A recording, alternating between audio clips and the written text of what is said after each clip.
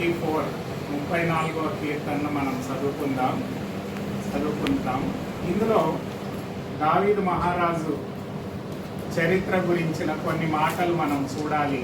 ప్రాముఖ్యంగా ఇందులో ఈ 34వ కీర్తనలో మనం చూసేది ఏంటంటే 7 క్రైస్తవుడు ఎలాంటి బాధ్యతలు కలిగి జీవించాలి, what are the responsibilities of a Christian. అంతేకాకుండా 7 ఆశీర్వాదాలు ఏంటో మనకి ఇక్కడ రాయబడినట్టు మనం చూస్తున్నాం. 7 బాధ్యతలు, 7 ఆశీర్వాదాలు. ఈ విషయాలు మీరు ఈ యొక్క 34వ కీర్తనలో మనం చూడాలి అని నేను కోరుతున్నాను. దయచేసి 10వ వచనం చూడండి. 10వ వచనం, సింహపు పిల్లలు లేమిగలవై ఆకలి కొనును యెహోవాను ఆశ్రయించు వారికి ఏ మేలు కొదువై ఉండదు. చూడండి, సీక్ ద లార్డ్ అంటే ఇంగ్లీష్ లో ఏముందంటే సీక్ ద లార్డ్ ఆల్వేస్, ఆయనను వెతకండి. ఈ రోజుల్లో మనము క్రైస్తవంగా దేన్ని వెతుకుతున్నాము అని మనం వెతుకుతున్నారు, లేకపోతే ఆస్తిపాస్తులను వెతుకుతున్నారు, లేకపోతే ఒక పొలిటికల్ నాయకత్వాన్ని వెతుకుతున్నారు, లేకపోతే సమాజంలో ఒక పెద్ద ఉన్నతమైన స్థితిని వెతుకుతున్నారు. ఇలాగా అనేక మంది అనేక వాటిల్ని వెతుకుతున్నారు. కానీ దేవుని వాక్యంలో దావీదు ఏమంటున్నాడంటే ఈ 34:10లో దేవుణ్ణి వెతకాలి. Seek the lord. దేవుణ్ణి వెతికేవారే దేవుని ద్వారా ఆశీర్వదింపబడతారు. కాబట్టి ఈ లోకంలో అన్ని వెతికే కంటే మొట్టమొదటిగా మనం దేన్ని వెతకాలి? దేవుణ్ణి వెతకాలి. We must seek the Lord అనేదే ఇక్కడ మనకు చెప్తున్నాడు. చూడండి, ఆయన సొంత సాక్ష్యాన్ని కూడా మనకు చెప్తాడు. 119వ కీర్తన 2వ వచనంలో చెప్తాడు. చూడండి, 119వ కీర్తన 2వ వచనంలో ఏమంటాడంటే 119వ కీర్తన, పూర్ణ హృదయముతో ఆయనను వెతుకువారు ధన్యులు. నీ పూర్ణ హృదయంతో దేన్ని వెతకాలనంట? దేవుణ్ణి వెతకాలి. ఈ రోజుల్లో మనం అనేక వాటిల్ని వెతుకుతున్నాం కానీ దేవుణ్ణి వెతకట్లేదు. దేవుణ్ణి ఎక్కడ వెతకాలి?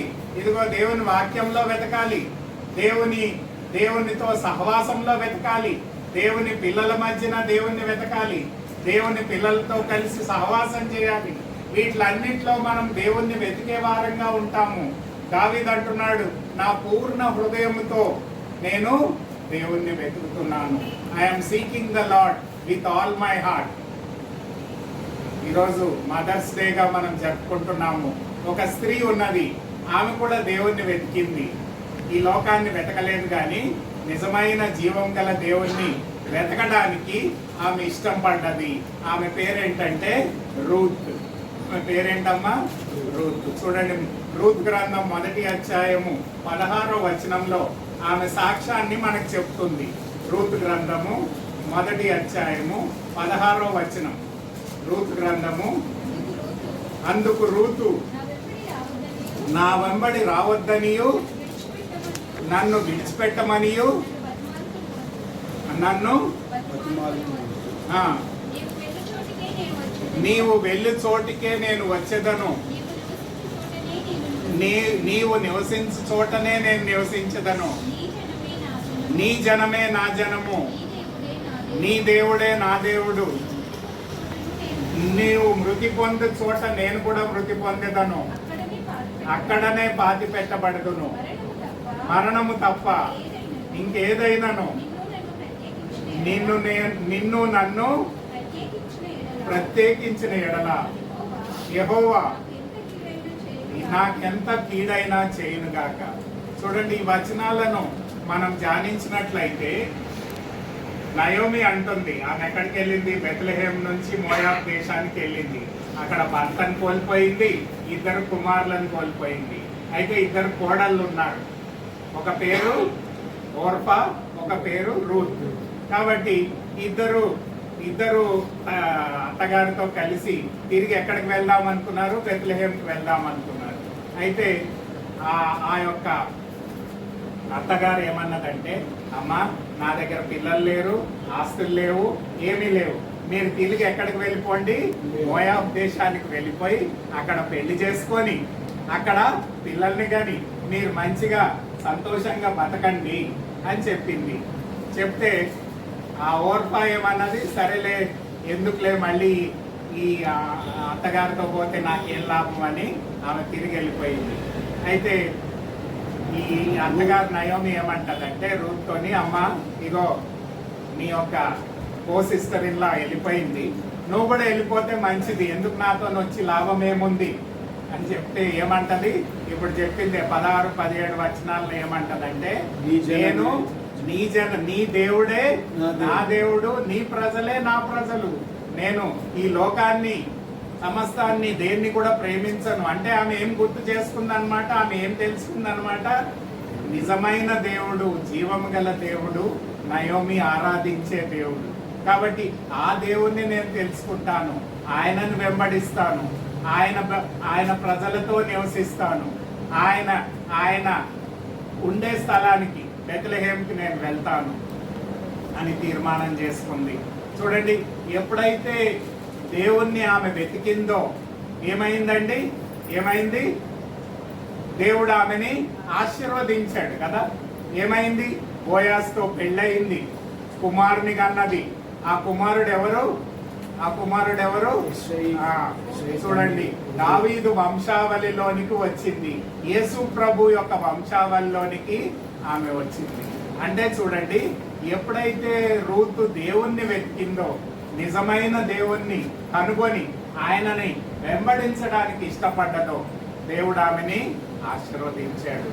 ఆమె యేసు ప్రభు యొక్క వంశావళిలోనికి వచ్చింది. మరి మీరు వంశావళి చదివితే మత్తయి సువార్తలో, లూకాలో వంశావళి ఉంటది. అక్కడ అందరి మగోళ్ళ పేర్లే ఉంటాయి, ఆడోళ్ల పేర్లు ఏముండవు అక్కడ. కానీ ప్రత్యేకంగా ఎవరి పేరు ఉంది అక్కడ, రూత్ పేరు ఉంది. ఎందుకంటే ఆమె దేవుణ్ణి వెంబడించడానికి తీర్మానం చేసుకుంది. ఈరోజు మనము లోకంలో అనేక వాటిల్ని వెతుకుతున్నాం, కానీ నిజమైన దేవుడు, లోక రక్షకుడిగా వచ్చిన యేసు ప్రభుని మనం వెతికి ఆయనని తెలుసుకొని ఆయన ద్వారా ఆయనను అంగీకరించి ఆయన ద్వారా దీవించబడాలని దేవుని వాక్యం మనకు బోధిస్తుంది. అందుకనే దావీదు మహారాజు కూడా ఏమంటాడంటే, చూడండి, సలోమోను తన తర్వాత రాజు అవుతాడు. అంటే దావీదు తర్వాత సలోమోన్ రాజు అవుతాడు కాబట్టి రాజుగారికి, ఇంకొక రాజుగారికి సలహా ఇస్తున్నాడు. ఫస్ట్ క్రానికల్స్, మొదటి దినవృత్తాంతములు 28వ అధ్యాయము 9వ వచనంలో ఉంది. 28వ అధ్యాయము 9వ వచనంలో రాజుగారు, దావీదు రాజు సలోమోన్ రాజుకి సలహా ఇస్తున్నాడు. 9వ వచనం, నా కుమారుడా, నీ తండ్రి యొక్క దేవుడైన యెహోవా అందరి హృదయములను పరిశోధించువాడును, ఆలోచనలన్నిటినీ సంకల్పములన్నీయును ఉన్నాడు. నీవు ఆయనను తెలుసుకొని హృదయపూర్వకంగాను, చూడండి, నీవు అక్కడి నుంచి చూడండి, నీవు ఆయనను తెలుసుకొని హృదయపూర్వకంగాను మనఃపూర్వకంగాను ఆయనను సేవించుము. ఆయనను వెదికిన ఎడల ఆయన నీకు ప్రత్యక్షమగును.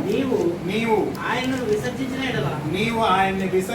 ఎడల ఆయన నిన్ను నిత్యముగా త్రోసివేయును. చూడండి, తండ్రి కుమారుడికి అడ్వైస్ ఇస్తున్నాడు. సలోమోను రాజుగా ప్రతిష్ఠింపబడినట్టు ఏమని చెప్తున్నాడంటే, నీవు నీ హృదయపూర్వకంగా నీ దేవుడైన ప్రభువును వెతకాలి, ఆయన వెంబడించాలి, ఆయన బిడ్డగా జీవించాలి, ఆయన ఆజ్ఞలను గైకొనాలి. ఆయనను వెతికినట్లయితే ఆయన నీకు ప్రత్యక్షం అవుతాడు. ఒకవేళ ఆయన నీవు వెతకపోతే ఏమవుతుందంట, ఆయన నిన్ను క్షమీకరిస్తాడు. ప్రియమైన దేవుని బిడ్డలారా, ఈరోజు ఈ లోకంలో మనం దేన్ని వెతుకుతున్నాము? నిజమైన జీవం గల దేవుడైన, మన కొరకు ప్రాణం పెట్టిన ఆ యేసు ప్రభువుని మనం వెతుకుతున్నామా లేదా అనేది మనం ప్రశ్నించుకోవాలి.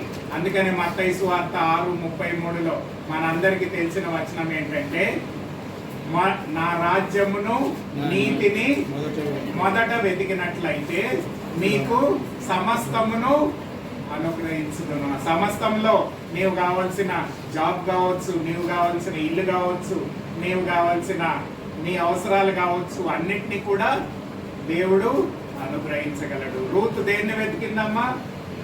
ఈ దేవుణ్ణి వెతికింది. జీవం గల దేవుణ్ణి వెతికి వెంబడించడానికి ఇష్టపడ్డది. కాబట్టి దేవుడు ఆమెని అత్యధికంగా ఆశీర్వదించాడు. అదే దావీదు మహారాజు దేవుణ్ణి వెతికాడు, దేవుణ్ణి హృదయపూర్వకంగా వెతికి వెంబడించాడు కాబట్టి దేవుడు ఆయన్ని గొప్ప రాజుగా చేశాడు.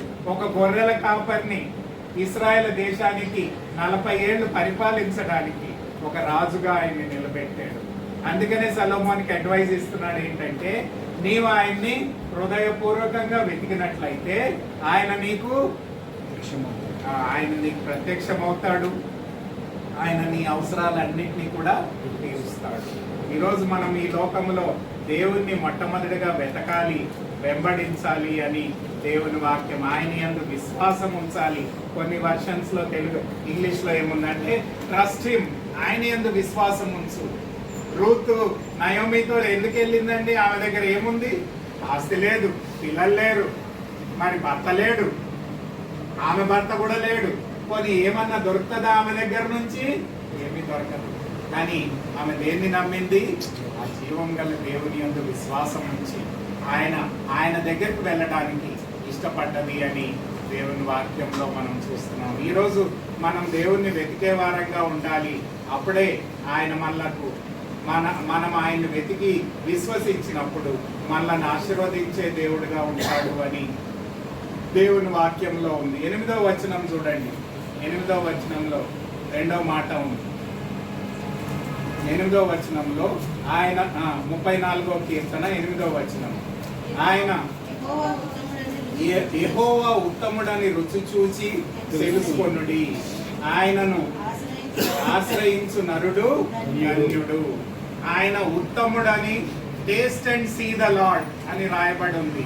అంటే దేవుణ్ణి ఎరగడమే కాదు కానీ యేసు ప్రభుని నీ రక్షకుడిగా ప్రభువుగా స్వీకరించాలి. You must receive God. యోహాను సువార్త 1వ అధ్యాయం 12వ వచనంలో ఏముంది? నన్నెందరు అంగీకరించిరో వారందరూ నా కుమారులు కుమార్తెలుగా తీర్చబడ్డానికి దేవుడు వారికి అధికారం ఇచ్చాను. చూడండి, దేవుణ్ణి మనము అంగీకరించాలి. We must receive. అందుకని అంటున్నాడు, ఆయనని అంగీకరించిన వారు ఆయన మంచితనాన్ని, ఆయన గొప్పతనాన్ని ఎరుగుతారు.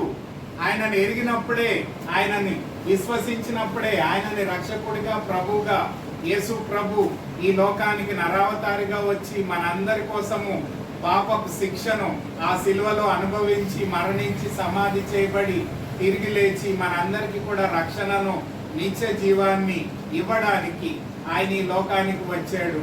కాబట్టి ఆయనను మనము అంగీకరించాలి. We must receive him as our Lord and saviour. ఈ లోకంలో మనము అనేక వాటిని రిసీవ్ చేసుకుంటున్నాము. డబ్బును రిసీవ్ చేసుకుంటున్నాము, బంధువులను రిసీవ్ చేసుకుంటున్నాము, ఆస్తిపాస్తుల్ని రిసీవ్ చేసుకుంటున్నాము, అనేకమైన గిఫ్ట్స్ వస్తే అవి రిసీవ్ చేసుకుంటున్నాము. కానీ జీవం గల దేవుణ్ణి మనము మన హృదయంలోనికి స్వీకరించినప్పుడు ఆయన మంచితనాన్ని, ఆయన యొక్క మంచి ఫలాలను మనం అనుభవించగలుగుతాము. యోహాను సువార్త 15:5లో ఏముందంటే, నన్ను నాయందు మీరును, ద్రాక్షావళిని నేను, తీగలు మీరును, నాయందు ఎవరు నిలుచునో, ఎవని యందు నేను నిలుచునో వాడు బహుగా ఫలించును. నాకు వేరుగా ఉండి మీరు ఏమీయో చేయలేరు. ప్రియమైన దేవుని బిడ్డలారా, మనం ఆయన్ని వ్యక్తిగతంగా ఎరగాలి. యేసు ప్రభుని నీ రక్షకుడిగా ప్రభువుగా స్వీకరించినప్పుడే ఆయన ద్వారా వచ్చే ఆశీర్వాదాలను మనం పొందుకుంటాము అని దేవుని వాక్యం చెప్తుంది. అందుకనే దావీదు అంటున్నాడు, taste and see the Lord that he is very good. ఆయనని ఎవరైతే, అందుకని 8వ వచనంలో యెహోవా ఉత్తముడని రుచి చూచి తెలుసుకొనుడి, ఆయనను ఆశ్రయించు నరుడు ధన్యుడు. చాలా మంది అనేక వాటిని ఆశ్రయిస్తున్నారు. పొలిటికల్ లీడర్స్ ని ఆశ్రయిస్తున్నారు, లేకపోతే పలుకుబడి ఉన్న వారిని ఆశ్రయిస్తున్నారు, ఇంకా అనేక వాటిని ఆశ్రయిస్తున్నారు.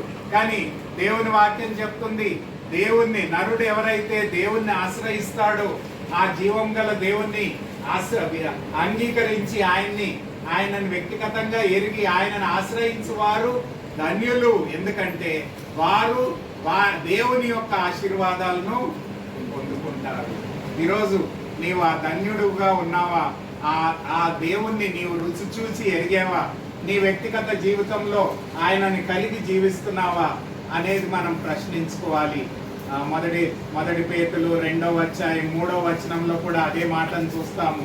హీబ్రూలకు రాసిన పత్రిక 6వ అధ్యాయము 4-5 వచనాల్లో కూడా అదే మాటను చూస్తాము. అంటే ఆయనను మనము కలిగి ఉన్నప్పుడు ఆయన మంచితనాన్ని, ఆయన ఆశీర్వాదాలను మనము వ్యక్తిగతంగా అనుభవించగలుగుతాము అని దేవుని వాక్యంలో మనం చూస్తున్నాము. మీకు ఎన్నోసార్లు చెప్పాను, నేను ఒక సండే స్కూల్లో ఉన్నప్పుడు 15 సంవత్సరాలప్పుడు వాక్యాన్ని విని ఆ సండే స్కూల్ టీచర్ నన్ను మోకరించి ప్రార్థన చేయించి యేసు ప్రభుని రక్షకుడిగా, ప్రభువుగా స్వీకరించాలి అని చెప్పినప్పుడు నేను ఎప్పుడైతే ఆ పశ్చాత్తాప ప్రార్థన చేసి ఆయనను అంగీకరించానో ఆ రోజు నుంచి ఈ రోజు దాకా దాదాపు 40 సంవత్సరాలు అయింది. మరి అప్పటి నుంచి ఇప్పటిదాకా దేవుడు అన్ని విషయాల్లో ఆశీర్వదించాడు. నేను కోరుకున్న వాటి కంటే దేవుడు అధికంగా అనుగ్రహించాడు. అది నీ జీవితంలో కూడా నెరవేరుస్తుంది. దావీదు జీవితంలో కూడా అది నెరవేరింది. ఎందుకంటే ఆయనకి రాజుగా అవ్వడానికి ఏ అర్హత లేదు, అయినప్పటికీ దేవుడు ఆయనకి గొప్ప ఉన్నతమైన స్థితిని ఆయన అనుగ్రహించాడు. అందుకని ఏమంటున్నాడంటే దేవుణ్ణి మీరు వ్యక్తిగతంగా అనుభవిస్తే ఆయన ద్వారా మీరు దీవించబడతారు అని చెప్తున్నాడు. 9వ వచనం చూడండి. 9వ వచనంలో 3వ విషయాన్ని చెప్తాడు. యెహోవా భక్తులారా ఆయన యందు భయభక్తులు ఉంచుడి. ఆయన యందు భయభక్తులు ఉంచిన వారికి ఏమీ కొదవలేదు. Fear the lord. దేవుని యందు భయభక్తులు కలిగి ఉండండి. చాలా మంది ఆఫీస్కి టైంకి వెళ్తారు కానీ గుడికి లేట్గా వస్తారు. లేకపోతే అసలు గుడి వెళ్ళకపోతే ఏమవుతుందిలే అనుకుంటారు.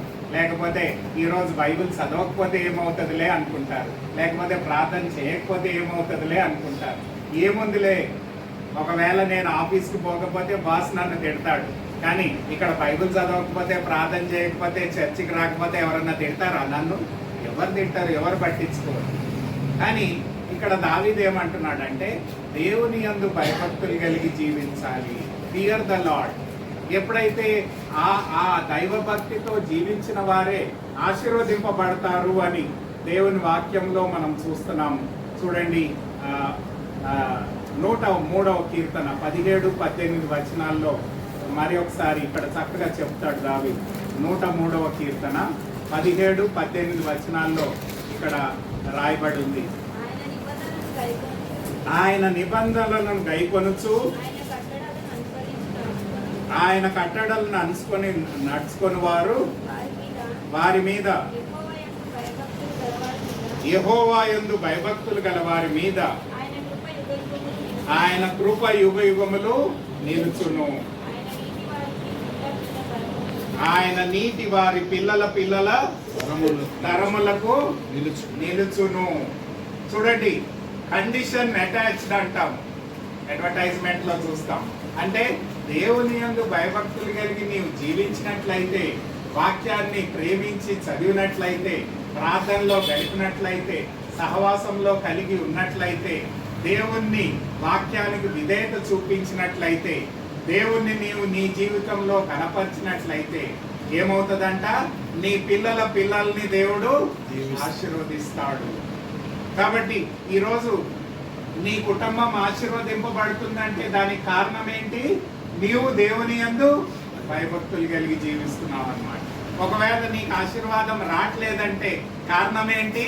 నీవు దేవుణ్ణి గణపరచట్లేదన్నమాట. చూడండి, దేవుని యందు భయభక్తులు కలిగి జీవించేవారు దేవుని ద్వారా ఆశీర్వదింపబడతారు. ఈరోజు ఆ భక్తి శ్రద్ధలు మన సంఘాల్లో, మన పరిచర్యలో కనబడట్లేదు. ఈరోజు మనం దేవుని వాక్యాన్ని పట్టించుకోవట్లేదు, ప్రార్థన సహవాసాన్ని పట్టించుకోవట్లేదు, దేవుని కార్యాలయంలో మనం ఆసక్తి చూపట్లేదు, దేవుణ్ణి ప్రేమించట్లేదు, దేవుని సహవాసాన్ని ప్రేమించట్లేదు, దేవుని వాక్యాన్ని చదవడానికి ధ్యానించడానికి మనం ఇష్టపడట్లేదు. దేవుని యందు భయభక్తులు లేని జీవితాన్ని మనం జీవిస్తున్నాం కాబట్టి దేవుని ఆశీర్వాదాలను మనం పొందలేకపోతున్నాము. దావీదు అంటున్నాడు, దేవుని యందు భయభక్తులు గలవారు తరతరాలు ఆశీర్వదింపబడతారు. ఈరోజు ఆశీర్వాదం నీకు కావాలంటే నీవు దేవుని యందు భయభక్తులు కలిగి జీవించినప్పుడు, ఆయన వాక్యానికి విధేయత చూపినట్లు. చూడండి, ప్రసంగి గ్రంథం 12వ అధ్యాయం 13వ వచనంలో ఇంకొక శ్రేష్టమైన మాట రాయబడి ఉంది. ప్రసంగి గ్రంథము 12వ అధ్యాయము 13వ వచనం. ఇదంతయు వినిన తర్వాత తేలిన ఫలితార్థం ఇదే, దేవుని యందు భయభక్తులు కలిగి ఉండి ఆయన కట్టడలను అనుసరించి నడుస్తున్న వాళ్ళను. మానవ విధి అంటే ఈ సారాంశం అంతా చెప్పాడు. ప్రసంగి గ్రంథంలో 12 అధ్యాయాలు రాసేసి అంతా చెప్పాడు. మానవుడి యొక్క కోరికలు, దేవుని యొక్క కోరికలు అన్ని చెప్పాక చివరిగా కన్క్లూజన్ ఇస్తున్నాడు అన్నమాట. ఒక థీసిస్ లాగా రాశాడు. కాబట్టి ఆ థీసిస్ లో కన్క్లూజన్ ఏమిస్తున్నాడంటే, దేవుని యందు భయభక్తులు కలిగి ఉండి ఆయన ఆజ్ఞలు గైకొనటే మానవుడు చేయాల్సిన ధర్మ విధి. ఈరోజు మనం అది చేస్తున్నామా లేదా అనేది మనం ప్రశ్నించుకోవాలి. దావీదు కూడా అదే చెప్తున్నాడు. దేవుని యందు భయభక్తులు కలిగిన వారు ధన్యులు, వారు దేవుని ద్వారా ఆశీర్వదింపబడతారు. ఈరోజు ఆ ధన్యతలోనికి మనం రావాలని దేవుడు మనల్ని కోరుతున్నాడు. 18వ వచనం చూడండి. 18వ వచనంలో ఏముందమ్మా చూడండి. విరిగి నలిగిన హృదయము గల వారిని యెహోవా ఆసన్నుడు, నలిగిన మనసు గల వారిని ఆయన రక్షించును. చూడండి, విరిగి నలిగిన హృదయము. చాలా సార్లు మన పరిస్థితులు మనకు వ్యతిరేకంగా ఉంటాయి. కొన్నిసార్లు మనం అనుకున్నవి నెరవేరకపోవడంలో మనం బాధపడతాము, లేకపోతే మనకు కావాల్సినవి మనం పొందనప్పుడు బాధపడతాము. అయితే దావీదు కూడా ఎక్కడున్నాడు అంటే, ఇప్పుడు ఈ యొక్క కీర్తన రాసినప్పుడు ఒక గుహలో ఉన్నాడు. ఆ గుహ పేరు కూడా ఉంది, మీకు కావాలంటే అబ్దుల్లం అనే గుహ ఉంది. ఇస్రాయెల్ దేశానికి వెళ్తే మీరు ఆ గృహ చూడగలుగుతారు. వెళ్ళిన వారు చూశారు చాలా మంది. అంటే ఆ గృహంలో దాక్కున్నాడు. ఎందుకు అంటే సొలొమోన్ రాజు ఈయన నెక్స్ట్ రాజుగా అభిషేకింపబడ్డాడు. అయితే సొలొమోన్ రాజు ఏమనుకున్నాడు, సౌల్ రాజు ఏమనుకున్నాడు, ఈయనని చంపేయాలి అని అనుకున్నాడు. అయితే అభిషేకింపబడిన దావీదు ఏం చేస్తున్నాడు, సౌలు రాజు నుంచి తప్పించుకొని పారిపోయాడు. ఎక్కడికి వచ్చాడు, ఫిలిస్తీన్ల దేశానికి వచ్చాడు. ఎక్కడ, ఒక ఊరిలోనికి వచ్చాడు, గాత్ అనే ప్రదేశానికి వచ్చాడు.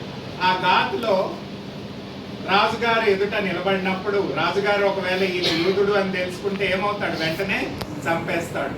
అక్కడ ఏం చేశాడంటే ఇట్లా సొళ్ళు కాస్తూ పిచ్చోళ్ళలాగా బిహేవ్ చేశాడు, అంటే మతి లేని వాడిలాగా బిహేవ్ చేశాడు. అప్పుడు రాజు ఏమనుకున్నాడు, అరే ఈ మతి లేని వాడిని ఎందుకు తెచ్చేవయ్యా అంటే, ఆయన అక్కడ వచ్చాడు సార్ అని అంటే ఆయనను చంపకుండా వదిలేశాడు. అయితే చంపకుండా వదిలేసిన దావీదు తన అనుచరులు కలిసి ఎక్కడికి దాక్కున్నారు, ఒక గుహలో దాక్కున్నారు. చూడండి, ఈ గుహలో ఉన్న దావీదు ఎలా ఉన్నాడు, విరిగి నలిగిన హృదయం. అయ్యో నేను గొప్ప రాజుగా అవ్వాల్సిన వాడిని, ఎక్కడున్నాను, ఒక చిన్న గుహలో దాక్కున్నాను, ఏంటి నా పరిస్థితి, ఏంటి నా అనుచరుల పరిస్థితి అని భయాందోళనలో ఉన్నాడు. అయితే అప్పుడు ఏమంటున్నాడంటే, విరిగి నలిగిన హృదయం గల వారి యొద్దకు ఎవరు వస్తారంట, దేవుడు వస్తాడు. విరిగి నలిగిన హృదయాన్ని మనం కూడా ఎందుకు కలిగి ఉండాలంటే, మన పాపపు స్థితిని బట్టి మనము విరిగి నలిగి దేవునికి పశ్చాత్తాపముతో ప్రార్థన చేయాలి. అనేక మంది ఈ చుట్టూన్న ప్రపంచము దేవుణ్ణి ఎరగకుండా లోకాన్ని ప్రేమించే వారిగా ఉంటున్నారు. కాబట్టి వాళ్ళ గురించి కూడా మనం విరిగి నలిగిన హృదయంతో ప్రార్థన చేయాలి. ఈరోజు నీ జీవితంలో అలాంటి అనుభవాన్ని కలిగి ఉండాలని దేవుడు కోరుతున్నాడు. ఆ గెత్సెమనే తోటలో యేసు ప్రభు ప్రార్థన చేస్తున్నాడు. ఎలాంటి ప్రార్థన చేశాడండి?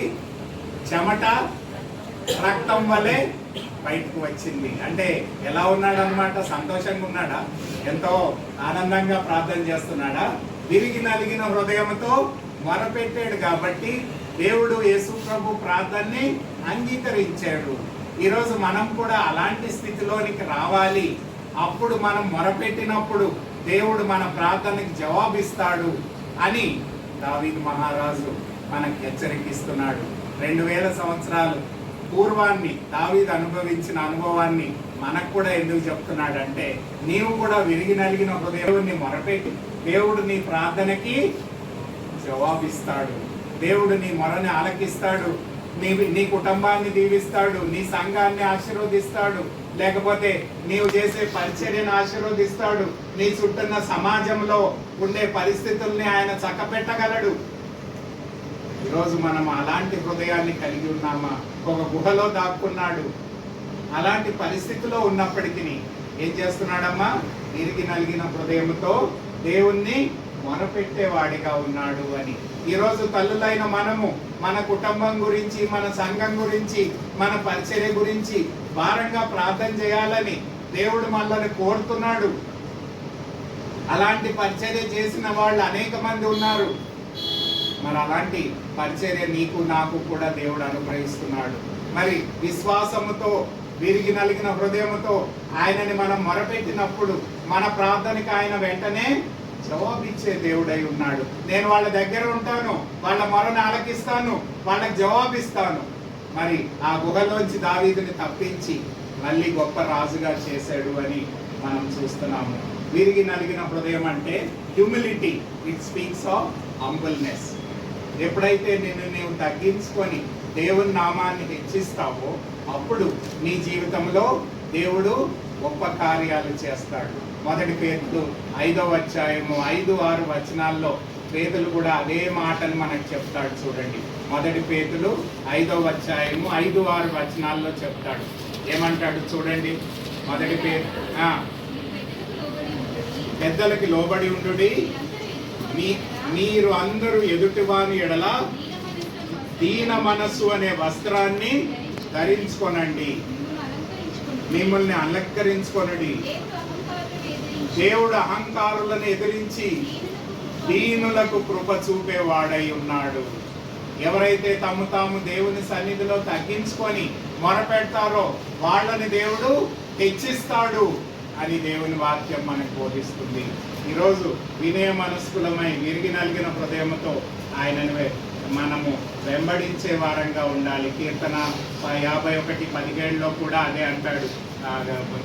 దావీదు మహారాజు ఏమంటాడంటే, నీవు పొట్టేళ్లను, గొర్రెలను, మేకలను వధించమని నీవు నన్ను అడగట్లేదు. ఏమడుగుతున్నావు? విరిగి నలిగిన హృదయాన్ని కలిగి ఉన్న వారే దేవునికి నిజమైన అర్పణను అర్పించగలుగుతారు అని అక్కడ 51వ కీర్తన 17వ వచనంలో మనకు చెప్తున్నాడు. చూడండి, దేవుణ్ణి వెతికే వారంగా ఉండాలి. ఆయనని అంగీకరించి ఆశ్రయించే వారంగా ఉండాలి. ఆయన యందు భయభక్తులు కలిగి ఆయన వాక్యానికి, ప్రార్థనకి, సహవాసానికి మనం ఎల్లప్పుడూ మెలకువగా ఉండి ఆయనని భయము, భక్తితో వెంబడించాలి. విరిగి నలిగిన హృదయంతో, వినయంతో, సాత్వికంతో ఆయన్ని మనము వెంబడించే వారంగా ఉండాలి. అంతేకాకుండా 14వ వచనం చూడండి. 14వ వచనంలో ఏం చెప్తాడు? కీడు చేయుట మాలి మేలు చేయుము, సమాధానాన్ని వెతికి వెంటాడము. చూడండి, కీడు చేయు మాలి. దేవుణ్ణి నమ్ముకున్న వారు, అంగీకరించిన వారు కీడు చేయొచ్చా? కీడు చేయొద్దు. కీడుకు ప్రతి కీడు చేయొచ్చా? చేయకూడదు. వాళ్ళు ఎదుటివాడు నీకు కీడు చేసినా నీవేం చేయాలి? మంచి చేయాలి. కీడుకు ప్రతి కీడు చేసేవాడు క్రైస్తవ విశ్వాసి కాదు. Is not a believer. ఎదుటోళ్ళు నీ కీడు చేస్తానే ఉంటారు, చేయరని కాదు. కానీ కీడుకి నీవు ప్రతి కీడు చేయకుండా కీడును మేలుతో జయించాలి. చూడండి, రోమిలికి రాసిన గ్రంథం 12వ అధ్యాయం 21వ వచనం అనుకుంటా. రోమిలికి రాసిన గ్రంథం 12వ అధ్యాయం చివరి వచనం చూడండి. రోమిలికి రాసిన గ్రంథం 12వ అధ్యాయము. కీడు వలన ఆ, జయింపబడక కీడు వలన జయింపబడక మేలు చేత కీడును జయించుడి. మేలు చేత కీడుని జయించుడి. చూడండి, ఈ వచనం అనేక సార్లు నేను చదువుతూ ఉంటాను. ఎంతో మంది మన కీడు చేస్తూ ఉంటారు. మరి మనం కూడా వాళ్ళకి కీడు చేయొచ్చుగా. వాళ్ళు అబద్ధంగా నీ గురించి సాక్ష్యం ఇస్తున్నారు, నీ గురించి అబద్ధాలు ఇంకోళ్ళకి చెప్తున్నారు. అరే పలానావాడు వర్స్ట్ ఫెలో అని నీ గురించి చెప్పారు, నీకు తెలుసు వాడు చెప్పాడని. అయినా కానీ మనం మరి ఈయనను ఏం చేయాలి? క్షమించాలి. మనం వాళ్ళకి మేలు చేసే వారంగా ఉండాలి. ప్రియమైన దేవుని బిడ్డలారా, మనము కీడుకు ప్రతి కీడు చేయకూడదు. కీడు చేయుట మాని మేలు చేయండి అని చెప్తున్నాడు దావీదు మహారాజు. ఈరోజు మన జీవితంలో కీడుకి ప్రతి కీడు చేయకుండా మేలు చేసే వారంగా ఉండాలి. అంతేకాదు దాంట్లో ఇంకొక మాట కూడా చెప్తాడు. ఏమంటాడండి? 14వ వచనం, 14-15. సమాధానమును 14వ వచనం. కీడు చేయుట మాని మేలు చేయుము, సమాధానము వెతికి దాన్ని వెంటాడము. పీస్, సమాధానపరచు వారంగా ఉండాలి, సమాధానాన్ని అందించే వారంగా ఉండాలి. యేసు ప్రభుని నీవు రక్షకుడిగా ప్రభువుగా స్వీకరిస్తే ఏమవుతుంది? రోమీయులకు రాసిన గ్రంథం 5:1 మీరు చదవకండి. అక్కడ దేవునితో సమాధాన పడతాం. ఎప్పుడైతే దేవునితో సమాధాన పడతామో, యోహాను సువార్త 14:27లో ఏముందంటే దేవుని యొక్క సమాధానాన్ని మన జీవితంలో పొందుకుంటాం. అయితే దేవుడితో సమాధానం పడి దేవుని సమాధానాన్ని మన అంతరంగ జీవితంలో పొందుకున్నప్పుడు మనమేం చేయాలి? ఆ సమాధానాన్ని ఇతరులకి అందించాలి. మత్తయి సువార్త 5వ అధ్యాయం 9వ వచనంలో ఏమంటున్నాడు చూడండి. యేసు ప్రభు కొండ మీద ప్రసంగంలో చెప్పాడు. ఏమన్నాడు? మత్తయి సువార్త 5వ అధ్యాయము 9వ వచనం. సమాధానపరచువారు ధన్యులు, దేవుని కుమారులు అనబడుదురు. నీవు సమాధానానికి బదులు విరోధాన్ని అందించినట్లయితే, సమాధానానికి బదులు కీడు చేసినట్లయితే, నష్టం చేసినట్లయితే ఏమవుతుంది? నీవు దేవుని కుమారుడివి కాదు. You are not a son of God. నీవు దేవునితో సమాధాన పడాలి. దేవుని మన అంతరంగ జీవితంలో సమాధానాన్ని పొందుకోవాలి. అంతేకాకుండా ఈ సమాధానాన్ని మనం లోకానికి అందించాలి. సమాధానపరచువారు ధన్యులు, వారు దేవుని కుమారులు అనబడుదురు. ఈరోజు ఆ సమాధానం, అందుకనే పౌలు అంటాడు 2 కొరింథీ 5:18 వచనంలో, ఈ సమాధానపరచు సువార్తను దేవుడు మాకు అనుగ్రహించాడు. అందుకని మేమేమంటున్నామంటే మిమ్మల్ని బ్రతిమాలు కొంచున్నాము, దేవునితో మీరు సమాధాన పడుడి అని. చూడండి, సమాధానాన్ని వెతికి వెంటాడండి. ఈరోజు దేవుడు మనల్ని కోరే ఈ గుణ లక్షణాలను మనం కలిగి ఉండాలని దేవుడు కోరుతున్నాడు. దేవుని యందు భయభక్తులు కలిగి ఉండాలని కోరుతున్నాడు. దేవుని వెతికే వారంగా ఉండాలని కోరుతున్నాడు. దేవుని రుచి చూచి ఆయన మంచితనాన్ని ఎరిగే వారంగా ఉండాలని కోరుతున్నాడు. మరి చెడు చేయుట మాని మేలు చేసే వారంగా ఉండాలని కోరుతున్నాడు. సమాధానాన్ని వెతికి వెంటాడే వారంగా ఉండాలని ఆయన మనల్ని కోరుతున్నాడు. అలాంటి అనుభవంలోనికి మనం రావాలి. అలాంటి వాడే నిజమైన క్రైస్తవుడు. ఎవరు పడితే నువ్వు నమ్ముకున్నావు అంటే సరిపోదు, కానీ నీవు నమ్మకాన్ని దేవుని వాక్యం ప్రకారము రుజువుపరచాలి. You must prove yourself to be a true Christian. ఓ నిజమైన క్రైస్తవునికి ఉండవలసిన గుణ లక్షణాలను దేవుని వాక్యంలో ఈ 34వ కీర్తనలో దావీదు మనకు చెప్తున్నాడు. మరి ఈ గుణ లక్షణాలు మనం కలిగి ఉన్నామా అనేది మనం ప్రశ్నించుకోవాలి. అంతేకాదు మొదటి వచనంలో ఏమంటున్నాడు చూడండి. నేను ఎల్లప్పుడూ యెహోవాను సన్నుతించెదను, నిత్యము ఆయన కీర్తి నా నోట ఉండును. దేవుణ్ణి నమ్ముకున్న వారి గురించిన వాళ్ళలో ఉండే గుణ లక్షణాలను చెప్తున్నాడు. ఆయనను వెతికి వెంబడించేవారుగా ఉంటారంట, ఆయనను విశ్వసించేవారుగా ఉంటారంట, ఆయనను అనుభవించి ఆయన మంచితనాన్ని పొందుకునేవారుగా ఉంటారంట, దేవుని యందు భయభక్తులు కలిగి ఉంటారంట, చెడును మాని మంచి చేసేవారుగా ఉంటారంట, సమాధానాన్ని వెతికి వెంటాడేవారుగా ఉంటారంట. ఇప్పుడు ఏమంటున్నాడు? ఆయనను ఎల్లప్పుడూ నేను స్తుతించి ఆరాధిస్తాను. I will always praise God. దేవుణ్ణి స్తుతించి ఆరాధించే వ్యక్తే నిజమైన క్రైస్తవుడు. అనేక సార్లు మనం చర్చికి రావట్లేదు, లేకపోతే ఇంట్లో కూడా సహవాసంలో దేవునితో సహవాసం చేయట్లేదు అంటే దేవుణ్ణి మనం స్తుతించి ఆరాధించలేకపోతున్నాం అన్నమాట. కాబట్టి దేవుణ్ణి నేను ఎల్లప్పుడూ స్తుతించి ఆరాధిస్తాను అని చెప్తున్నాడు. అంతేకాదు కొన్ని చోట్ల చెప్తాడు, దినమెల్లా నేను స్తుతించి ఆయనను ఆరాధిస్తాను. చూడండి 145వ కీర్తనలో కూడా అదే మాటని చెప్తాడు. చూడండి 145వ కీర్తనలో మొదటి 2 వచనాల్లో చెప్తాడు అదే మాట. 145వ కీర్తనలో, రాజువైన నా దేవా నిన్ను గణపరచెదను, నీ నామమును నిత్యము సన్నుతించెదను, అనుదినము నేను నిన్ను స్తుతించెదను, నిత్యము నీ నామమును స్తుతించెదను. చూడండి, నిత్యము, ఇటర్నలీ, నేను బతికినంత కాలం కూడా నేను ఎల్లప్పుడూ నిన్ను స్తుతించి ఆరాధిస్తాను అని చెప్తున్నాడు. ఇక్కడ 34వ కీర్తనలో కూడా అదే చెప్తున్నాడు, నేను ఎల్లప్పుడూ నిన్ను స్తుతించి ఆరాధిస్తాను. నీ ఇంటిలో కావచ్చు, నీ సంఘంలో కావచ్చు, దేవుణ్ణి స్తుతించి ఆరాధించే వ్యక్తిగా ఉండాలి. ఆయన నామాన్ని గణపరిచే వ్యక్తిగా ఉండాలి. అలా చేసేవాడే దేవుని కుమారుడు కుమార్తె అని దేవుని వాక్యం మనకు బోధిస్తుంది. చూడండి, అలాంటి వైఖరిని మనం కలిగి ఉండాలి. చూడండి, మనము హీబ్రూలకు రాసిన పత్రిక 15వ అధ్యాయం 13వ అధ్యాయం 15వ వచనం. హీబ్రూలకు రాసిన పత్రిక 13వ అధ్యాయము 15వ వచనం చూడండి. హీబ్రూస్ 13:15. ఆయన ద్వారా మనము దేవునికి ఎల్లప్పుడూ స్తుతి యాగము చేయుదము, అనగా ఆయన నామమును ఒప్పుకొనుచు జిర్బా ఫలమును ఆయనకి అర్పించుదుము. దేవుణ్ణి నేను ఎల్లప్పుడూ స్తుతిస్తాను, నా నోట ఆయన స్తుతి ఎల్లప్పుడూ ఉంటది, ఆయనకి నా జిర్బా ఫలాన్ని నేను అర్పిస్తాను అని చెప్తున్నాడు. ఈరోజు అలాంటి పరిస్థితిలో మనం ఉన్నామా? కఠినమైన పరిస్థితిలో ఉన్నాడు కదా దావీదు. ఇందాక చెప్పాను నేను, ఎక్కడ ఉన్నాడండి? ఒక గుహలో ఉన్నాడు. సరి అయిన అక్కడ ఆహారం లేదు, పోషణ లేదు, అక్కడ సరి అయిన వసతులు లేవు, బాత్రూమ్స్ లేవు, ఎయిర్ కండిషన్ లేదు. మరి రాజుగారు ఎట్లుండాలి? ఏసీలో ఉండాలి. అక్కడ ఎయిర్ కండిషను లేదు, మంచి గాలి వెలుతురు లేదు, మంచి సుఖ సౌకర్యము లేదు. ఇబ్బందుల్లో గుహలో దాక్కొని ఉన్నాడు. ఎప్పుడెవడు వచ్చి నన్ను చంపుతాడా తెలీదు.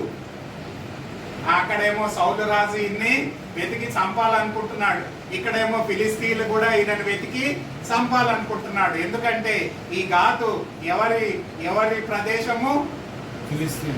ఫిలిస్తీన్ల ప్రదేశము. దావీదు ఎవరిని చంపాడు? గొలియాతుని చంపాడు కదా. గొలియాతుని చంపాడు కదా రాజు.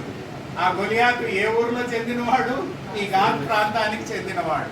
అంటే ఆ గాతు ప్రాంతం వాళ్ళు దావీదు తెలుసుకుంటే ఉంచుతారా? ఆయనని నిమిషంలో చంపుతారు. ఎందుకంటే ఏ రోజైతే దావీదు గొలియాతుని చంపాడో ఫిలిస్తీన్లు అందరూ కూడా పరాజితం అయ్యారు. ఆ పరాజితమైన ఫిలిస్తీన్ల ఊరిలో, ఆ గాతు ప్రాంతంలో ఎక్కడైతే గొలియాతు ఉండి చనిపోయాడో ఆ ప్రాంతానికే ఈయన వెళ్ళి ఏం చేస్తున్నాడు? గుహలో దాక్కున్నాడు. చూడండి, దేవుని యొక్క శక్తిని ఆశ్రయించాడు, దేవుణ్ణి స్తుతించి ఆరాధించాడు. బహుశా నేను బతికితే బతుకుతాను, చనితే చనిపోతాను, కానీ నేను మట్టుకు నేను జీవించినంత కాలము కూడా దేవుణ్ణి స్తుతించి ఆరాధిస్తాను అని తీర్మానం చేసుకున్నాడు. అలాంటి దైవభక్తి కలిగిన వారు, అలాంటి శ్రద్ధ దేవుని పట్ల కలిగిన వారు, అలాంటి భయభక్తులు కలిగిన వారిని దేవుడు ఆశీర్వదిస్తాడు. ఆయనని దేవుడు ఆ గుహలోంచి బయటికి తీసుకురావడమే కాకుండా సౌలు తర్వాత ఆయన రాజుగా ప్రతిష్ఠించబడ్డాడు అని దేవుని వాక్యంలో మనం చూస్తున్నాము. ప్రియమైన దేవుని బిడ్డలారా, మనం అనుకూల పరిస్థితుల్లో ఉండొచ్చు, ప్రతికూల పరిస్థితుల్లో ఉండొచ్చు.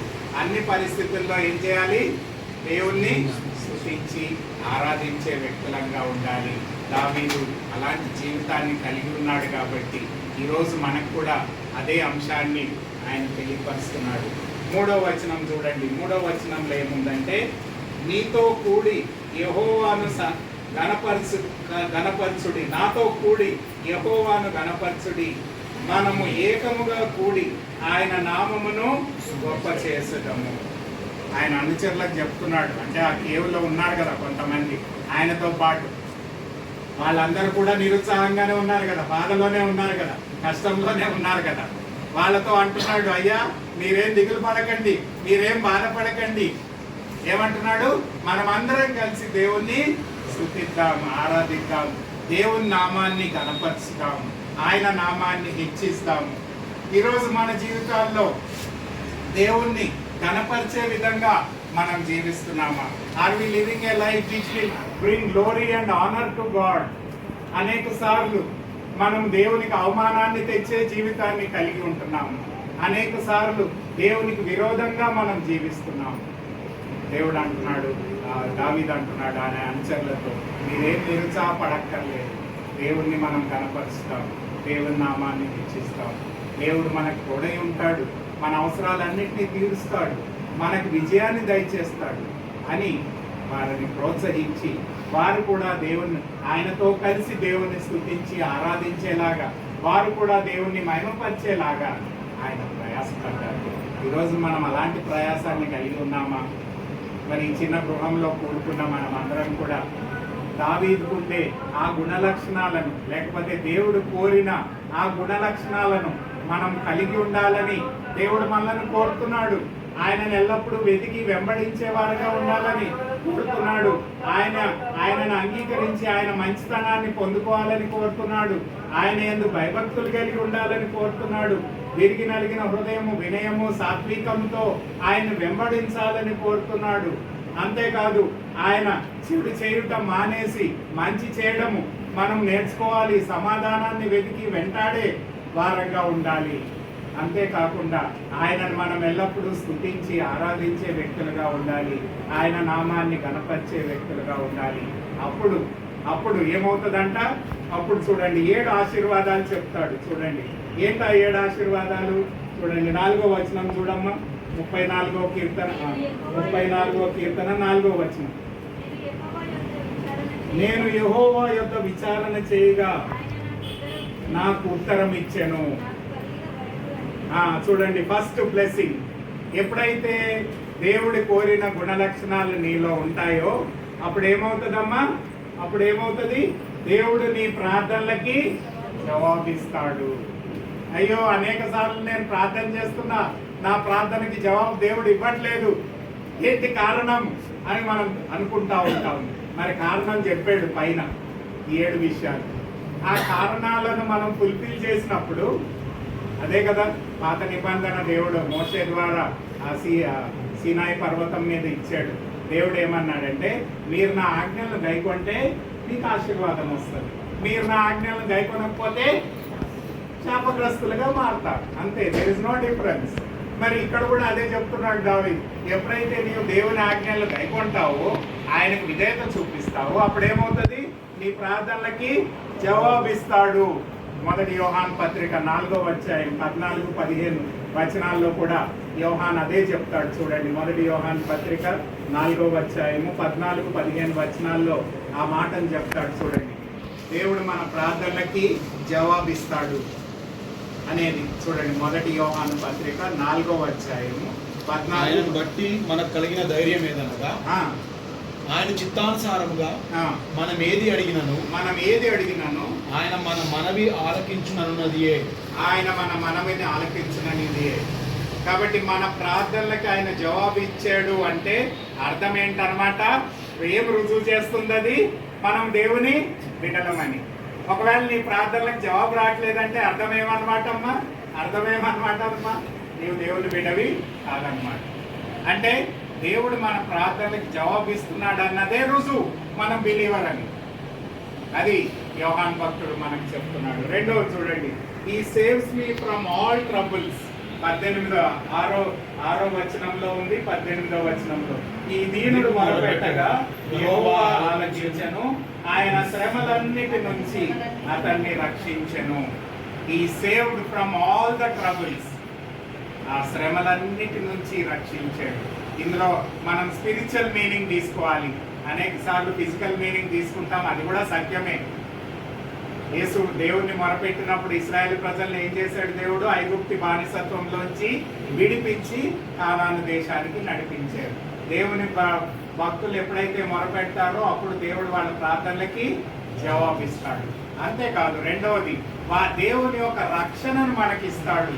మన సమస్యలలోంచి రక్షణ, అంతేకాకుండా మన పాపము నుంచి కూడా రక్షణ. ఆత్మీయమైన రక్షణ, శారీరకమైన రక్షణ. ఈ ఇశ్రాయేలు ప్రజలు కానీ మనమందరం కూడా శరీర సంబంధమైన రక్షణే కోరుతాం. కానీ దేవుడు అంటున్నాడు, ముందుగా నీకు ఆత్మరక్షణను పొందుకోవాలి. ఒకవేళ నీవు ఈ లోకమంతా సంపాదించుకొని నీ ఆత్మను కోల్పోతే ఏమైనా లాభమా? అంటే ఆత్మీయంగా నీవు రక్షింపబడి దేవుని ఆశీర్వాదాలను శారీరకంగా కూడా పొందాలి. అది దేవుని వాక్యం మనకు బోధిస్తుంది. కాబట్టి అపోస్తుల కార్యం 4:12 మనం చూసినట్లయితే యేసు ప్రభు నామం తప్ప ఇంకే నామంలోనూ మనకి రక్షణ లేదు అనే విషయాన్ని మనం చూస్తాము. మూడో విషయం చూడండి, delivers from all fears and troubles. 17వ వచనం చదువమ్మ. 34వ కీర్తన. నీతిమంతులు మొరపెట్టగా యెహోవా ఆలకించును, వారి శ్రమలన్నిటిలో నుంచి వారిని విడిపించును. He delivers from all the troubles. నీకు విమోచన దయచేస్తాడు. చూడండి, ఆదాము ద్వారా మనం అందరము పాపానికి మరణానికి దాసులమైపోయాము. అయితే ఎప్పుడైతే యేసు ప్రభుని నీవు అంగీకరిస్తావో, నీవు పాపము నుంచి, మరణం నుంచి, సాతాను దాసత్వంలోంచి విడిపించబడి దేవుని యొక్క విమోచనని పొందుకొని దేవుడు నీ శారీరక శ్రమల నుంచి కూడా విడిపిస్తాడు అని దేవుని వాక్యం చెప్తుంది. చూడండి, ఆ గుహలో ఉన్న దావీదుని ఏం చేశాడమ్మా? దేవుడు విడిపించాడు. ఆయన అనుచరులని తన్ని విడిపించి ఎక్కడికి తీసుకెళ్ళాడు? యెరూషలేమునికి తీసుకెళ్ళి అక్కడ ఆయన రాజుగా ప్రతిష్ఠింపబడ్డాడు. చూడండి, దేవుడు ఆయన శ్రమలన్నింటినీ కూడా తీసివేశాడు. ఈరోజు భౌతికంగా దావీదుని ఆశీర్వదించాడు, ఆత్మీయంగా ఆశీర్వదించాడు. ఈరోజు నీ జీవితంలో కూడా ఆత్మీయంగా నీవు రక్షింపబడాలి, భౌతికంగా కూడా నీ శ్రమలన్నింటిలోంచి విమోచన పొందాలి అని దేవుని వాక్యం మనకు బోధిస్తుంది. 5వ విషయం చూడండి, 5వ వచనంలో ఉంది. 34వ కీర్తన 5వ వచనం. వారు అతని తట్టు చూడగా వారికి వెలుగు కలిగెను, వారి ముఖములు ఎన్నడూను లజ్జింపకపోవును. అంటే ఇక్కడ ఏమంటున్నాడమ్మా? దేవుని యందు విశ్వాసం ఉంచి ఆయనను అంగీకరించిన వారు ఎలా ఉంటారంట? రేడియేట్, అంటే వెలుగుతో ప్రజ్వలిస్తారు. లేకపోతే దేవుని యొక్క వెలుగుని వారి ముఖములో కనపరచబడుతుంది. వారు ఎన్నటికీ సిగ్గుపడరు. చాలాసార్లు ఈ లోకంలో మనని అందరూ, కొంతమంది అవమానిస్తారు, మనని సిగ్గుపాలు చేస్తారు. కానీ దేవుణ్ణి హత్తుకొని, దేవుణ్ణి విశ్వసించి, ఆయన కోరిన గుణలక్షణాలను మనం కలిగి ఉండి ఆయన వైపు మనం చూసినప్పుడు ఏమవుతుందంట? మన ముఖము దేవుని వెలుగుతో, ప్రసన్నతతో నింపబడ్డమే కాకుండా మనం ఎలాంటి అవమానాన్ని గురి కాకుండా దేవుడు మనల్ని కనపరుస్తాడు. ఈరోజు మనం చాలాసార్లు అయ్యో ఫలానా బ్రదర్ నన్ను అవమానపరిచాడే, ఫలానా సిస్టర్ నన్ను రోడ్డు మీద ఇబ్బంది పెట్టిందే అని మనం ఎన్నోసార్లు ఇబ్బంది పడతాం. అలాంటి ఇబ్బందులు పడ్డాం కూడా. కానీ దేవుడు అంటున్నాడు, నా వైపు మీరు చూసినట్లయితే, నన్ను వెంబడించినట్లయితే మీరేమవుతారు? మీ వెలుగుతో, దేవుని వెలుగుతో నింపబడి, దేవుని నీ అవమానాన్ని తీసివేసి నీకు గౌరవాన్ని, ప్రతిష్టను దేవుడు అనుగ్రహిస్తాడు. 2 కొరింథీయులకు రాసిన పత్రిక 3వ అధ్యాయం 18వ వచనాన్ని మనం ఈ వచనానికి పోల్చుకోవచ్చు. 2 కొరింథీ 3వ అధ్యాయం 18వ వచనం ఏమనుందంటే మనము అనుదినము ఆయన వైపు చూసినప్పుడు, అంటే ఆయన పరిశుద్ధాత్మ ద్వారా ఆత్మీయంగా మనం బలపడినప్పుడు ఏమవుతుందంట చూడండి. 2 కొరింథీ 3:18 ఉంది. ఏమనుందంటే, మనమందరము ముసుగులేని ముఖముతో ప్రభు యొక్క మహిమను అద్దము వలె ప్రతిఫలింపజేయచ్చు, మహిమ నుండి అధిక మహిమ పొందుచు ప్రభు యొక్క ఆత్మ చేత ఆ పోలికగానే మార్చబడుచున్నాము. అంటే దేవుని యొక్క మహిమను మనం పొందుకుంటాము, ఆయన యొక్క వెలుగును, ఆయన యొక్క ప్రసన్నతను, ఆయన యొక్క స్వారూప్యాన్ని మనం పొందుకోవడానికి దేవుడు మనల్ని ఆ విధంగా నడిపిస్తాడు అని దేవుని వాక్యంలో మనం చూస్తున్నాము. 5వది చూడండి, 7వ వచనంలో ఉంది. 5వది ఏముందంటే, యెహోవా యందు భయభక్తులు గల వారి చుట్టూ ఆయన దూత కావలి ఉండి వారిని రక్షించును. దేవదూతల సంరక్షణను దేవుడిస్తాడు. కీర్తన 91:11-12 కూడా అదే మాటను చూస్తాము. ఆ దేవదూత ఎవరు అంటే యేసు ప్రభు అని మనం తెలుసుకోవాలి. పాత నిబంధనలో యేసు ప్రభు ఒక దేవదూతగా ప్రత్యక్షమయ్యాడు అనేక సార్లు. కాబట్టి ఇక్కడ కూడా దేవుని యొక్క సంరక్షణ, దేవదూతల యొక్క సంరక్షణ అంటే యేసు ప్రభు యొక్క సంరక్షణను మనం పొందుకుంటాము అని దేవుని వాక్యంలో మనం చూస్తున్నాము.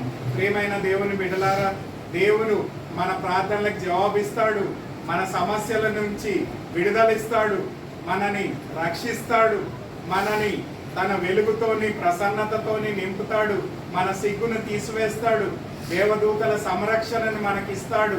హీబ్రూలకు రాసిన పత్రిక 1వ అధ్యాయం 14వ వచనం చూడండి. దేవదూతల సంరక్షణను దేవుడు మనకిస్తాడు అని అక్కడ కూడా రాయబడి ఉంది. హీబ్రూలకు రాసిన పత్రిక 1వ అధ్యాయము 14వ వచనం చూడండి. హీబ్రూలకు రాసిన పత్రిక 1వ అధ్యాయము 14వ వచనంలో ఈ మాటను మీరు చూస్తారు. ఏమనుందంటే, రక్షణ శ్వాసము పొందబో వారికి పరిచారము చేయుటకు పంపబడిన సేవకులైన ఆత్మలు కారా అంటే రక్షింపబడిన విశ్వాసులకి దేవదూతల సంరక్షణను దేవుడు మనకి పరిచర్య చేయడానికి కల్పించాడు అని దేవుని వాక్యంలో మనం చూస్తున్నాము. ఇవన్నీ కూడా మనం బ్లెస్సింగ్స్ ని పొందుకుంటాము. అదే 10వ వచనంలో చూడండి. 10వ వచనంలో ఇంకో బ్లెస్సింగ్ చెప్తాడు. ఏంటా బ్లెస్సింగ్? సింహము పిల్లలు లేమి కలి ఆకలి గొనును, యెహోవాను ఆశ్రయించు వారికి ఏ మేలు కొదువై ఉండదు. యెహోవాను ఆశ్రయించు వారికి. ఈ గుహలో ఉన్న దావీదు ఎవరిని ఆశ్రయిస్తున్నాడమ్మా? యెహోవా దేవుణ్ణి ఆశ్రయిస్తున్నాడు. కాబట్టి ఏమంటున్నాడు? సింహములు ఆకలి గొనును గాని ఆయన యందు విశ్వాసం ఉంచి ఆయనను ఆశ్రయించే వారికి ఏ మేలును కొదువు ఉండదు. 103వ కీర్తన 5వ వచనంలో కూడా అదే మాటని చెప్తాడు. చూడండి, 103వ కీర్తన 5వ వచనంలో కూడా అదే మాటను మనకు చెప్తాడు. పక్షిరాజు యవనం వలె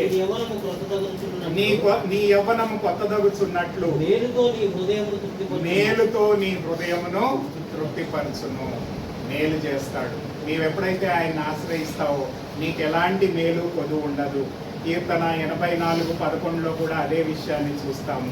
అయితే రోమిలికి రాసిన గ్రంథం 8:28 ఇంకొక మాటను చూస్తాం. చూడండి, దేవుణ్ణి ప్రేమించు వారికి అనగా ఆయన సంకల్పం చొప్పున పిలువబడిన వారికి సమస్తము సమకూడి జరుగుతున్నవని ఎరుగుదుము. చాలా సార్లు మనం ఏమనుకుంటామండి, అరే పలానా వాడు నా ఇజ్జత్ తీశాడు, నా మీద చెడ్డ మాటలు చెప్పాడు, నా గురించి అవమానం పరిచాడు అని మనం ఎంతో బాధపడతాం. అయితే ఇక్కడ పౌలు ఏమంటున్నాడు, దేవుని వాక్యం ఏం చెప్తుందంటే, ఇతరులు నీకు కీడు చేసినా దేవుడు దాన్ని ఏం చేస్తాడంటే నా మేలుగా మారుస్తాడు, నీకు ఉపయోగకరంగా మారుస్తాడు, నీకు ఆశీర్వాదకరంగా మారుస్తాడు. ఇతరులు నిన్ను ఇబ్బంది పెట్టినా అవమానపరిచినా నీకు అడ్డంకాలు చెప్పినా సరే ఆ అవమానాన్ని దేవుడు ఏం చేస్తాడండి? మేలుగా మారుస్తాడు. ఇది దేవుడు చేసే కార్యం. కాబట్టి God's blessings we must seek. ఆయన ఆశీర్వాదాలను మనం పొందాలి. ఆయనను ఆశ్రయించి వారికి ఏ మేలునో పొందువు ఉండదు. 7వ విషయం చూడండి, చెప్పి ముగిస్తాను. 7వ విషయం 22వ వచనంలో ఉంది. 34వ కీర్తన. యెహోవా తన సేవకుల ప్రాణమును విమోచించును. ఆయన శరణజొచ్చిన వారిలో ఎవరునూ అపరాధులుగా ఎంచబడరు. ఇప్పుడు నేను చెప్పిన బ్లెస్సింగ్స్ అన్నిటికంటే మోస్ట్ ఇంపార్టెంట్ బ్లెస్సింగ్ ఇది. ఏంటా బ్లెస్సింగ్? మనము అపరాధములుగా ఎంచబడము. నేను ఎన్ని తప్పులు చేసినా, నేను దేవుణ్ణి నమ్ముకొని ఎరిగి ఆయన బిడ్డగా ఉన్నాను కాబట్టి దేవుడు ఏం చేస్తాడమ్మా? నన్ను కాపాడుతాడు.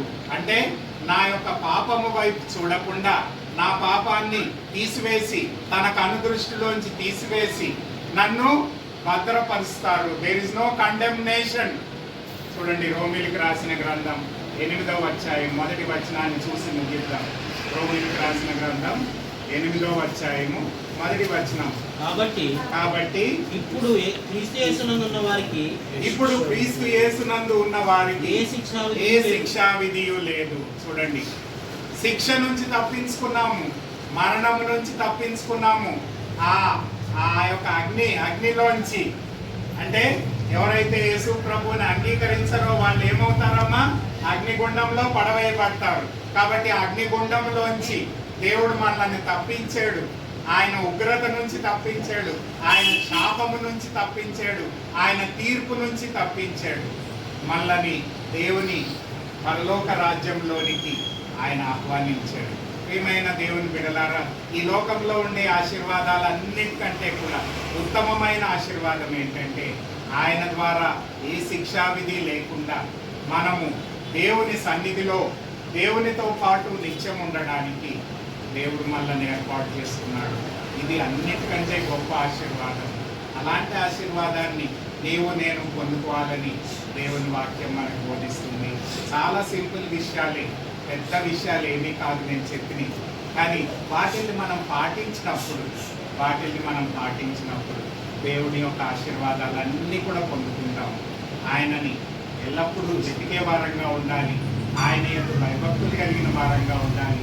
ఆయనని వ్యక్తిగతంగా అనుభవించి ఆయన మంచితనాన్ని ఎరిగే వారంగా ఉండాలి.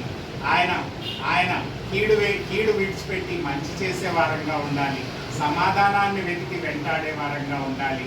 అందరికీ మేలు చేసే వ్యక్తులంగా, దేవుణ్ణి స్తుతించి ఆరాధించి ఆయనను ఎల్లప్పుడూ గణపరిచే వ్యక్తులంగా ఉన్నప్పుడు దేవుడి ఆశీర్వాదాలన్నీ కూడా దయచేస్తాడు.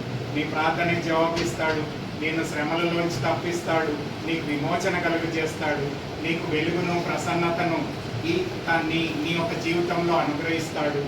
దేవదూతల సంరక్షణను నీకు ఇస్తాడు. ప్రతి విధమైన ఈవులు ఆశీర్వాదాలను నీకు ఇస్తాడు. నీవు తీర్పులోంచి తప్పించుకొని దేవుని సన్నిధిలో నిత్యం ఉండడానికి దేవుడిని అనుగ్రహిస్తాడు.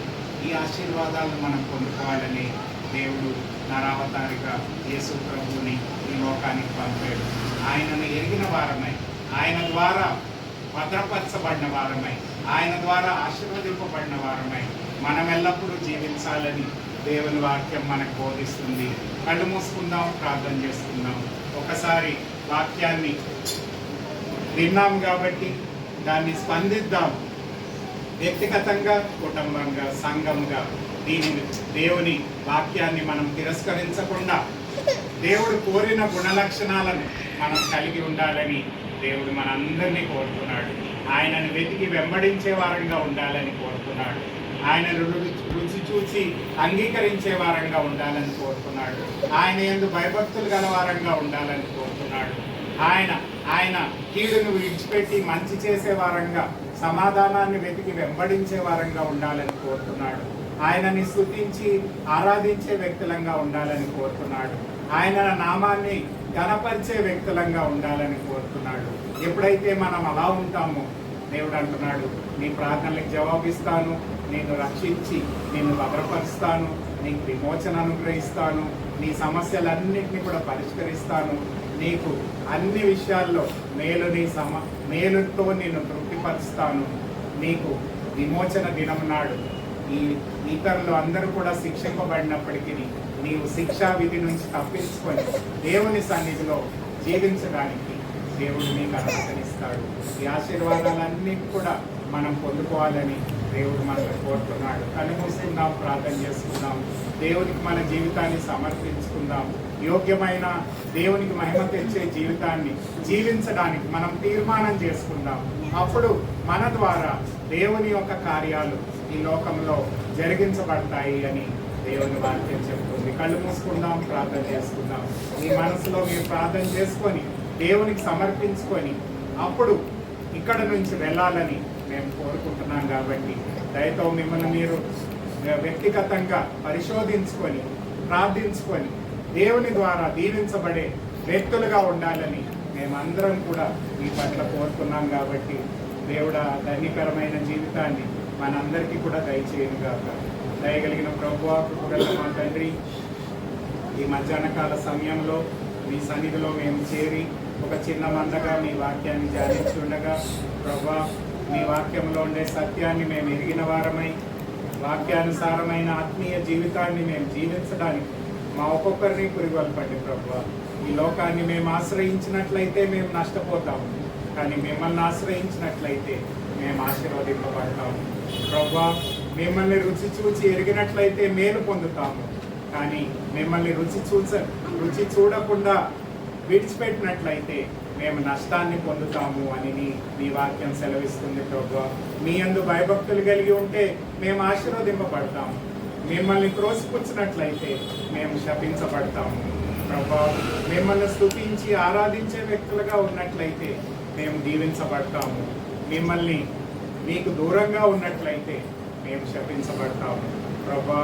అంతేకాకుండా మేము ఎల్లప్పుడూ కీడు చేసే వారంగా ఉండకుండా మేలు చేసే వారంగా, సమాధానాన్ని వెతికి వెంటాడే వారంగా ఉండడానికి మాకు సహాయం చేయండి. ప్రతి విషయంలో మిమ్మల్ని స్తుతించి గణపరిచి మీ నామాన్ని హెచ్చించే వారంగా ఉండడానికి మాకు సహాయం చేయండి. చేరి వచ్చిన బిడ్డలందరినీ కూడా దీవించండి, ఆత్మీయంగా శారీరకంగా దీవించండి. వారి ప్రతి అవసరాన్ని మీరు ఎరిగే ఉన్నారు, సమస్యలను మీరు పరిష్కరించే దేవుడై ఉన్నారు. మీకు అసాధ్యమైనది ఏదీ లేదు ప్రభా. మీరు సమస్తాన్ని ప్రభా చక్కబెట్టే దేవుడై ఉన్నందుకు మీకు వందనాలు. ప్రతి ఒక్క బిడ్డను దర్శించండి, దీవించండి, ఆత్మీయంగా దీవించండి, శారీరకంగా దీవించండి. మీ అందు ఫలభరితమైన ఆత్మీయ జీవితాల్లో వర్ధిల్లే భాగ్యాన్ని బిడ్డలకు అనుగ్రహించమని మీ యొక్క వాక్యంలో ఉండే తండ్రి ఆశీర్వాదాలన్నీ కూడా మేము పొందుకొని మీ అందు వర్ధిల్లే భాగ్యాన్ని మాకందరికీ కూడా దయచేసి మీరే మహిమ, ఘనత, ప్రభావాలు పొందుకొనమని నజరేయుడైన యేసు పరిశుద్ధ నామంలో అతి వినయంగా బ్రతిమాలి వేడుకొంచున్నాము తండ్రి. ఆమేన్. God bless.